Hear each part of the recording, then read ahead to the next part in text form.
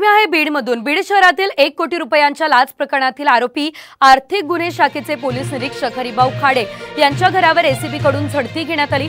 या झाडाझडतीमध्ये खाडे यांच्या घरातून 1 कोटी 8 लाख रुपयांची रोकड, याशिवाय 970 ग्रॅम सोनं आणि 5 किलो चांदी ही जप्त झालेली आहे। विशेष म्हणजे खाडे यांच्या नावावर 5 ते 6 ठिकाणी असलेल्या मालमत्तांची कागदपत्र यावेळेस पोलिसांच्या हाती लागली आहेत। पोलिसांच्या घरातच हे एवढं मोठं घबाड आता सापडलेलं आहे।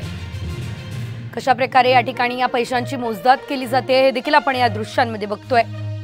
याशिवाय साधारणतः 5 ते 6 ठिकाणी असलेल्या मालमत्तांची कागदपत्र सुद्धा यावेळेस पोलिसांच्या हाती लागलेली आहेत।